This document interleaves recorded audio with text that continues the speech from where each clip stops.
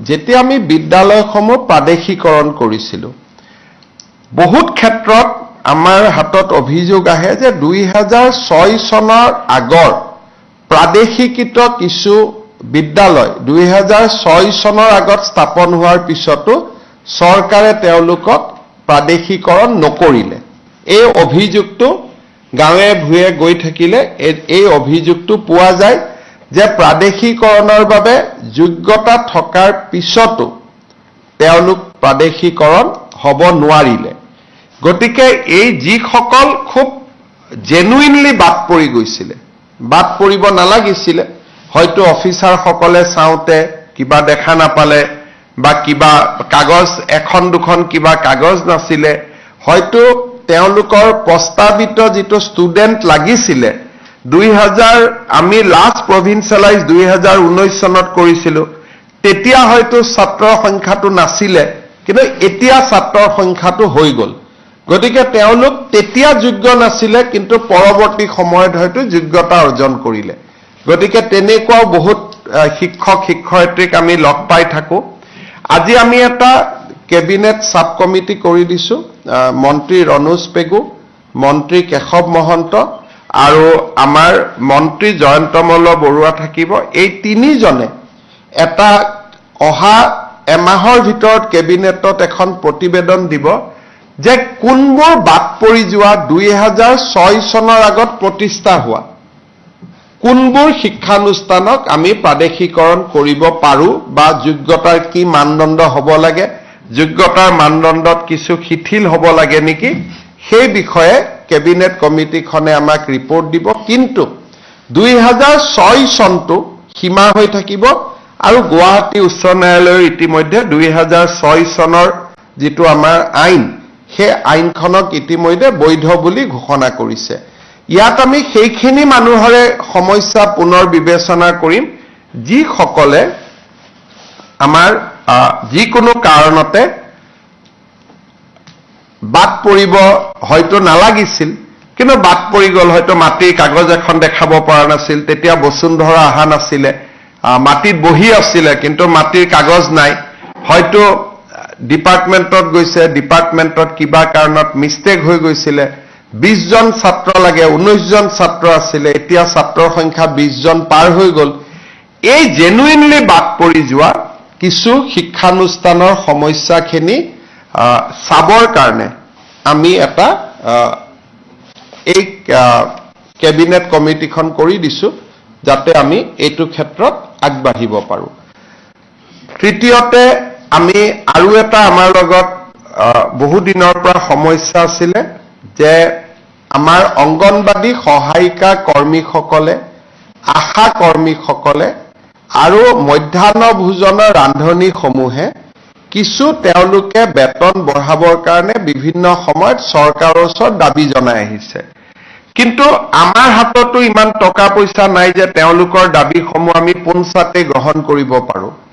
আমাৰ বিত্তমন্ত্ৰী অজন্তা নেওগ, মন্ত্ৰী পীযুষ হাজৰিকা আৰু মন্ত্ৰী অশোক সিংঘাল, এই যিখিনি আমাৰ ডিপাৰ্টমেণ্ট ইয়াত ইনভলভ হৈ আছে, এই তেওঁলোকক লৈ আমি এখন সৰু কমিটি কৰি দিছোঁ যাতে বাজেটৰ সময়ত বা বাজেটৰ পিছত উপযুক্ত সময়ত মধ্যাহ্ন ভোজনৰ কৰ্মী, আশা কৰ্মী আৰু অংগনবাদী কৰ্মী সহায়িকাসকলক আমি কি সহায় কৰিব পাৰোঁ, তেওঁলোকে যিমান খুজিছে আমিতো সিমান কৰিব নোৱাৰোঁ, কিন্তু কি সহায় কৰিব পাৰোঁ তাৰ বিষয়ে তেওঁলোকে বিবেচনা কৰি চৰকাৰক এটা প্ৰস্তাৱ আগবঢ়াব। আজি কেবিনেটত মূলতঃ এইকেইটাই সিদ্ধান্ত হ'ল।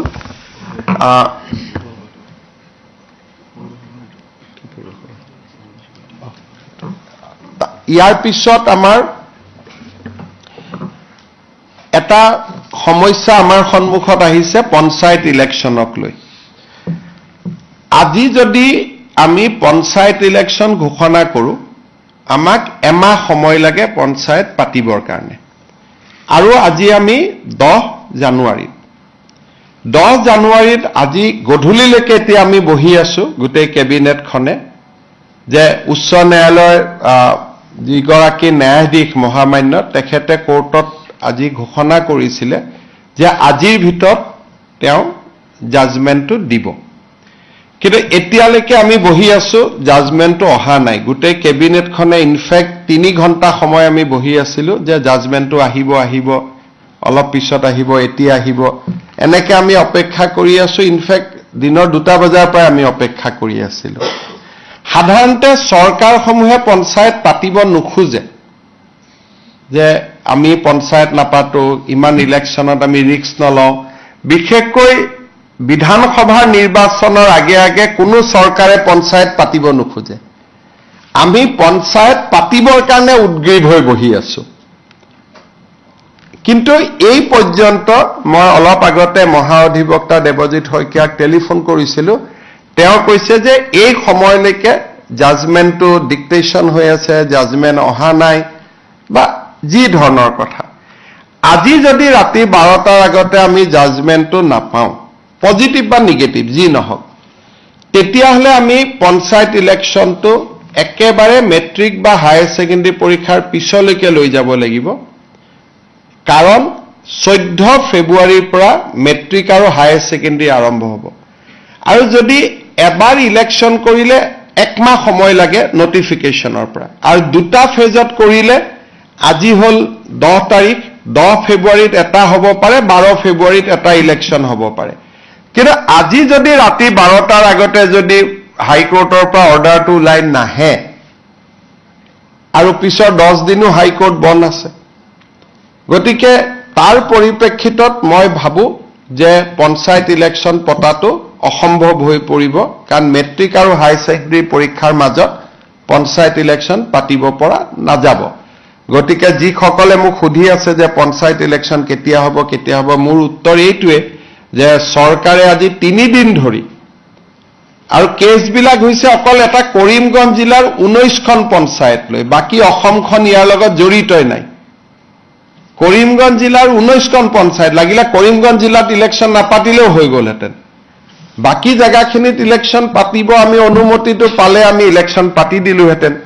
এই 12টা বজালৈকে আমি অপেক্ষা কৰিম। কিন্তু আজি যদি ৰাতি 12টা বজাৰ ভিতৰত যদি নাহেগৈ হাইকোৰ্টৰ পৰা, তেতিয়াহ'লে মই ভাবো যে মেট্ৰিক আৰু হায়াৰ ছেকেণ্ডেৰী পৰীক্ষাৰ আগত ইলেকশ্যন হোৱাটো অসম্ভৱ হৈ পৰিব। আৰু এই ইলেকশ্যনো পিছুৱাবৰ কাৰণে কোনে লাগি আছে? কংগ্ৰেছ দলৰ, কৰিমগঞ্জ দলৰ প্ৰাৰ্থী হাফিজ ৰফিজ আহমেদ চৌধুৰীয়ে গোটেই কেছটো কৰি আছে। আৰু তাৰ পৰা বুজা যায় যে গোটেই পঞ্চায়ত ইলেকশ্যন খেলিবৰ বাবে হাফিজ ৰফিজ চৌধুৰী আৰু তেওঁৰ সংগীসকলে সাহস কৰিব পৰা নাই, আৰু সেইকাৰণে কেছটো কৰি পেলাই পঞ্চায়তটো পিছুৱাই আছে। নিয়মমতে পঞ্চায়ত পাতিব লাগে যে চৰকাৰক বিপদত পেলাওঁ, পঞ্চায়ত পাতি দিওঁ। কিন্তু ইয়াত ওলোটা হৈছে যে বিৰোধী পক্ষৰ একাংশই, কাৰণ হাফিজ ৰফিজ চৌধুৰী কংগ্ৰেছ দলৰ অফিচিয়েল কেণ্ডিডেট হয়, আৰু আন যিগৰাকী অধিবক্তা তেওঁ কংগ্ৰেছ দলৰ দিনতেই চলিচিটৰ জেনেৰেল হৈছিলে দিল্লীত। গতিকে 2জন অধিবক্তাই আজিও তেওঁলোকে আৰ্গুমেণ্ট 3 দিন আগত চেজ হ'ল, আজিও 2 ঘণ্টা আৰ্গুমেণ্ট কৰিছে। গতিকে কিহৰ কাৰণে তেওঁলোক পঞ্চায়তৰ কাৰণে সাজু হ'ব পৰা নাই মই নাজানো। কিন্তু তৃণমূলক গণতন্ত্ৰ বচাবৰ বাবে এইবাৰ আমি বহুত কৰিছিলোঁ। পাৰ্টি লেছ কৰি দিছিলোঁ যে কোনো পাৰ্টিৰ হ'ব নালাগে, যাতে অৱসৰপ্ৰাপ্ত শিক্ষক, অৱসৰপ্ৰাপ্ত ডক্তৰ সকলোৱে যাতে ইলেকশ্যন খেলিব পাৰে, ভাল পৰিৱেশ হয়, পঞ্চায়তৰ পৰা দুৰ্নীতি নোহোৱা হয়। কিন্তু যি নহওক, আমিতো হাইকোৰ্টৰ ওপৰত মাতিব নোৱাৰো। গতিকে ৰাতি 12টালৈকে অপেক্ষা কৰিম, আৰু 12টাৰ আগত যদি জাজমেণ্ট পাওঁ হ'ব, নহ'লে আৰু এইটো মেট্ৰিক হায়াৰ ছেকেণ্ডেৰী পিছলৈকে পিছুৱাই যাব।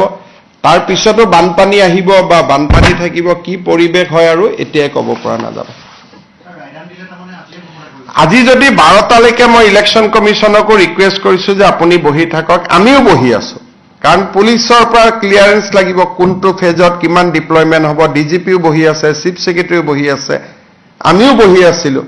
যদি 12টাৰ আগত ৰায়দান হয় আমিতো কৰি দিম। কাৰণ যিজন ন্যায়াধীশ মহাঅধিবক্তাই কোৱা মতে তেওঁ কোৰ্টত কৈ গ'ল যে মই চেম্বাৰত গৈ জাজমেণ্টটো লিখি জাজমেণ্টটো দিম।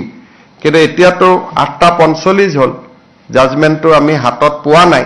যদি 12টাৰ আগত জাজমেণ্ট হয় তেতিয়াহ'লে হ'ব যদি 12টাৰ আগত জাজমেণ্ট নহয় উচ্চ ন্যায়ালয়ৰ বিপক্ষেতো আৰু আমি যাব নোৱাৰোঁ গতিকে তাৰ পিছত যদি জাজমেণ্ট ভাল বেয়া হয় তাৰ পিছত এপিল কৰা বা প্ৰয়োজন সাপেক্ষে সুপ্ৰিম কোৰ্টলৈকেও যোৱা এটা লিগেল সিস্টেমত আমি সোমাই যাব লাগিব ভাল হলেতো কতো যাব নালাগে বেয়া হলে আকৌ ডিভিজন বেঞ্চ সুপ্ৰিম কোৰ্ট এটা দীঘলীয়া প্ৰক্ৰিয়া এটাত আমি সোমাই যাব লাগিব অসম চৰকাৰে বিচাৰিছিল যাতে যিখিনি বিবাদিত জিলা আছে সেইখিনি আমিতো কৈছিলো যে যদি 19খন পঞ্চায়তৰ কথা 19খন পঞ্চায়ত বা সেই জিলাখনেকে কমপ্লিট বাদ দিয়ক আমাৰ এডভোকেট জেনেৰেল তাত আৰ্গুমেণ্টটো দিছে এতিয়া ন্যায়াধীশ গৰাকীয়ে কেনেকে জাজমেণ্ট দিয়ে এতিয়াতো মই দেখা নাই জাজমেণ্টটো দেখাৰ পিছতহে আমি অপিনিয়ন দিব পাৰিম ভাল বেয়া যিয়ে নহওক কিয় আমাৰ মতে নগলে তেতিয়াও কথা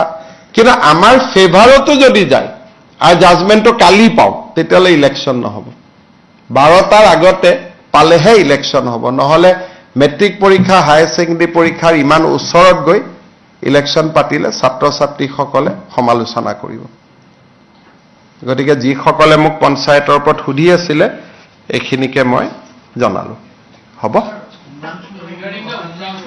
উমৰাংচুত যোৱা কালিৰ পৰা আমি ডি ৱাটাৰিং কৰি আছো যোৱা কালিৰ পৰা আজি 3 মিটাৰ পানী কমিছে 7 মিটাৰ কমিছে লাষ্ট কিন্তু পানী কিমান মিটাৰ আছিলে কৈছে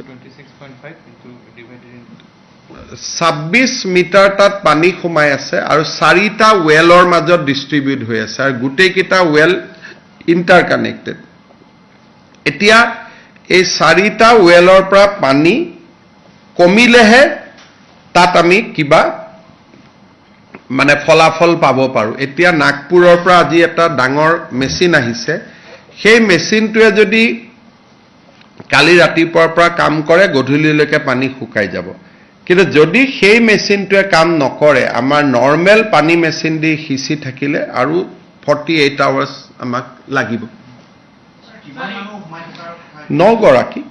9 গৰাকী সোমাই আছে এগৰাকীৰ আমি শৰীৰ পাইছো বাকি 8টা ফেমিলি আহি আমাক ৰিপৰ্ট কৰিছে গতিকে টোটাল 9টা বুলিয়ে ধাৰণা কৰা হৈছে আৰু যদি কোনোবাৰ ফেমিলি নাই একেবাৰে অকলে আহিছে কোনো মিসিং ৰিপৰ্ট কৰা নাই লগ বন্ধুও নাই সাধাৰণতে ফেমিলি নাথাকিলেও লগ বন্ধু থাকে গতিকে কোনেও এতিয়ালৈকে আমাক 9 জনৰ ওপৰত কোৱা নাই আৰু এজনৰ মৃত শৰীৰটো আমি ইতিমধ্যে পাইছো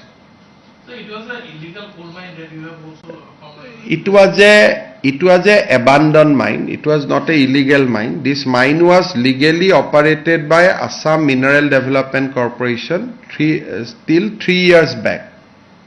After 3 years, 3 years,